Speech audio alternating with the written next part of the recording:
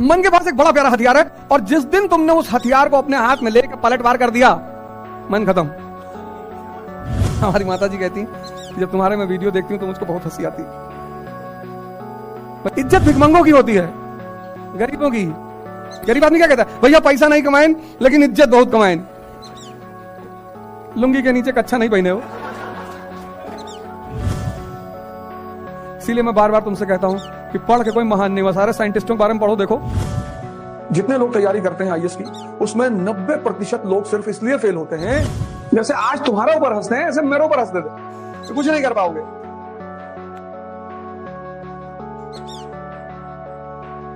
आराम से इंटरेक्ट करो, चिंता की बात मत करो। तब तुम्हें पता चलेगा, जब तुम इंटरेक्शन करते हो ना, तो तुम्हें पता चलता है कि यार मेरी गलती कहां थी। मेहनत करने से कुछ नहीं होता। कभी रिक्शे वाले को जाके देखो, हाँ, उसको जो फायदा होता है रिक्शे वाले को, उसको एहसास नहीं होता कि मुझे फायदा क्या हो रहा है। अभी मैं कंपनी गार्डन में टहल रहा था, और 12 बजे से टहल रहा था। एक लड़का है मेरे पास, कहा कि मैं क्या सोच रहा था कि बताओ, इतनी धूप में 4 लोग टहल रहे हैं, कल खाना खूब खा लिया, मिठाई खा लिया करीब 1.5 किलो। मिठाई नहीं छूट सकती, मिठाई ही खानी है जीवन में। और मीठा खाने का एक नियम है, 1 किलो मिठाई मतलब 10 किलोमीटर की दौड़। और कल दौड़े ही नहीं, तो वो सारा मीठा जो है कन्वर्ट ही नहीं हो पाया। तो आज चला है 12 बजे कंपनी गार्डन, तो हमें 2 सीन पैरेलल चल रही थी। एक सीन क्या थी, एक लड़का था 13-14 साल का, खुदाई कर रहा था फावड़ा लेकर, और पसीना बह रहा था उसके ठीक सामने एक जोड़ा बैठा हुआ था उसी उम्र का। आमने सामने सीन थी। गेट नंबर 3 जाओगे तो देखो कि वहां खुदाई चल रही है। गेट नंबर 3 के पास कुछ नाला वाला बना रहे हैं, कुछ बना रहे होंगे, कुछ बना रहे हैं शायद, हाँ। और वो गंगानाथ परिसर के पास उधर आज मैंने देखा बड़े लड़के उधर पढ़ रहे थे बेचारे, वो सब फोल्डिंग वोल्डिंग वाला लाके पढ़ भी रहे थे कई सारे लोग। तो 2 सीन पैरेलल थी। एक वो लड़का 13-14 साल का फावड़ा लेके चला रहा था और पसीना बह रहा था। मैंने कहा देखो ये शक्ति अर्जित कर रहा है, और ये शक्ति का व्यय कर रहा है। जो व्यय कर रहा है उसे मजा आ रहा है, और जो अर्जित कर रहा है वो दुखी है। जबकि खुशी किसको होना चाहिए, जो अर्जित कर रहा है। तो 13-14 साल का लड़का फावड़ा चला रहा, पसीना बह रहा, शक्ति पैदा हो रही है। जहां जहां तुम्हारी शक्ति पैदा हो रही है, तुम वहां निराश हो जा रहे हो। जैसे पढ़ाई कर रहे हो निराशा में, तुम पढ़ाई कर रहे हो निराशा में, तुम करो साहब हमको पढ़ने का मन नहीं है, तब करोगे क्या? किस किस चीज का मन है बताओ, लिखो एक कागज में किस चीज का मन है, तुमको अपने ऊपर हंसी आएगी। मन के पास एक हथियार है आदमी को बर्बाद करने का। उस हथियार का नाम क्या है?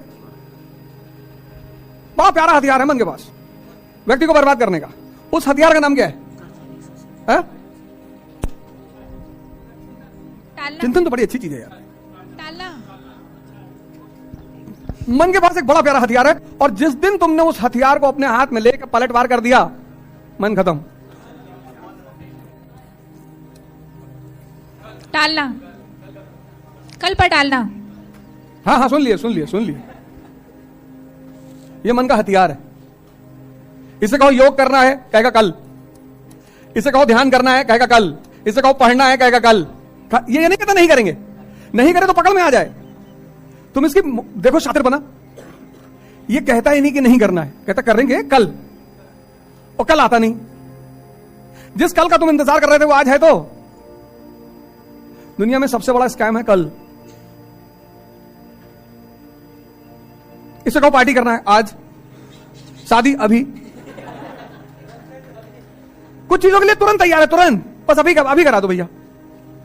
अगर तुमने इस चीज को रिवर्स कर दिया कि आज पढ़ेंगे कल पार्टी करेंगे, जैसे कि तुमको कल पे टलवाता है ना, तो जिन चीजों को ये तुमको कल पे टाल रहा है, तुम उससे कहते हो कि नहीं आज पढ़ ले 4 घंटा, और इसको तुम छोटे छोटे टारगेट दिया करो। इसकी एक और दूसरी कमी ना बन, ये बड़ा टारगेट बनाता है। कहता कल जो है सुबह 8 बजे से 12 तो कम है, कहेगा सुबह 8 बजे से 7-8 बजे रात तक तो खींच देंगे, पढ़ेंगे नहीं, खींच देंगे। और इतना तुम्हें अंदर से उत्साहित रखेगा कि कल सब तुम्हारा खत्म करवा देगा। और जो सुबह 8 बजे का कहेगा बारिश हो रही, गेहूं फसल खराब हो गई, किसान बेचारे परेशान है। तुम्हारा भोजन बहुत संतुलित होना चाहिए, भोजन पर बड़ी निगाह रखनी चाहिए। धर्म का पालन करना चाहिए। हमारी माता जी कहती हैं कि जब तुम्हारे मैं वीडियो देखती हूं तो मुझको बहुत हंसी आती, बचपन से देखा है ना। लेकिन आज वो चीजें इतना काम आ रही हैं, इतनी कोई डरा नहीं पा रहा है। इतना कांड कर भाई, टीचर डॉक्टर वकील, इन तीनों में से तीनों का क्या बिगाड़ दो? मानसिक संतुलन खत्म। मैं भैया परसों शाम को बैठा था, एक साहब का फोन आया, अरे बोले गजब हो गया। मैंने कहा वर्ल्ड वॉर शुरू कर रहे हैं, हमेशा मजाक के मूड में रहते हो। अरे मैंने कहा क्या हुआ? अरे बोले तुम्हारा फेसबुक पेज है। मैंने कहा मेरा तो 10-20 हजार है। एक पेज पे गंदी गंदी तस्वीरें लगी हैं। गंदी गंदी तस्वीरें? मैं सोचा गोबर ओबर का तस्वीर डाल दिए होंगे साले, वही गंदी हुआ। मैंने कहा लिंक भेजो, लिंक भेजा तो देखा नग्न तस्वीरें थी उसमें। मैंने कहा तुम गलत बोले, नग्न तस्वीरें हैं। अरे गंदी नहीं है? मार देंगे मुक्का बड़ा हाहाकार मचा। अरे कितनी बेइज्जती हो रही। मैं कौन सा मुगल फैमिली से हूं कि मेरी इज्जत है? इज्जत भिखमंगों की होती है, गरीबों की। गरीब आदमी क्या कहता है? भैया पैसा नहीं कमाएं लेकिन इज्जत बहुत कमाएं। लुंगी के नीचे कच्छा नहीं पहने हो।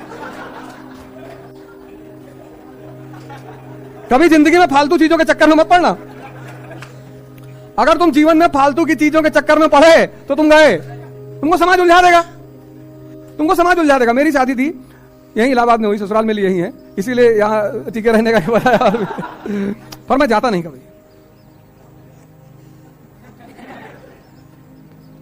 और जब मैं जिस दिन 1 मई को शादी हुई थी, आ रही 1 मई, मैं यहां पहुंचा, दाढ़ी वाली, टी शर्ट पहने, जीन्स पहने और वो शूज। तुम्हारे एक सीनियर थे, कहीं भैया तुम्हारी शादी है आज। हमने कहा तो?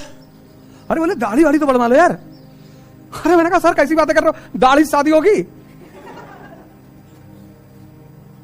तो यही एक दुकान है आगे, जो खादी आश्रम वाली लाइन नहीं है, सिविल लाइंस में उस तरफ मेन मार्केट जो है, सुभाष चौराहा वाली, वहीं पे एक आरिफ भाई दुकान है।